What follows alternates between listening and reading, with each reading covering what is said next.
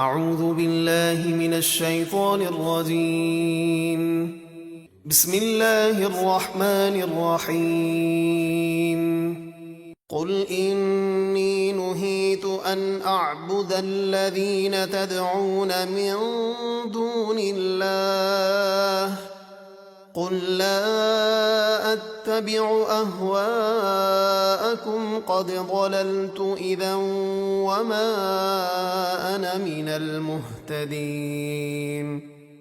آپ فرما دیجئے مجھے ان بتوں کی پوجا سے منع کیا گیا ہے جن کو تم اللہ کے سوا پوجتے ہو۔ آپ فرمائیے میں تمہاری خواہشات پر نہیں چلتا، اگر ایسا ہو تو میں بہک جاؤں اور راہ پر نہ رہوں۔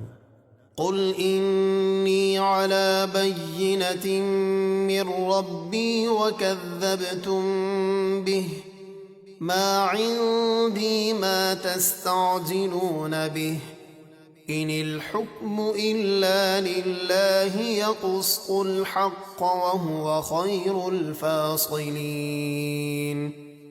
آپ فرما دیجئے میں تو اپنے رب کی طرف سے روشن دلیل پر ہوں، اور تم اسے یعنی قرآن کریم اور دیگر معجزات کو جھٹلاتے ہو۔ میرے پاس وہ عذاب نہیں جس کی تم جلدی کرتے ہو، حکم تو اللہ ہی کا چلتا ہے، وہ حق بیان فرماتا ہے اور وہ سب سے بہتر فیصلہ فرمانے والا ہے۔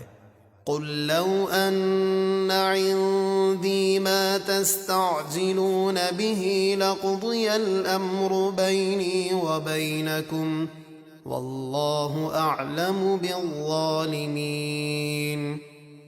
آپ فرما دیجئے اگر میرے پاس وہ عذاب ہوتا جس کی تم جلدی کر رہے ہو تو ضرور میرے اور تمہارے درمیان کام ختم ہو چکا ہوتا، اور اللہ ظالموں کو خوب جانتا ہے۔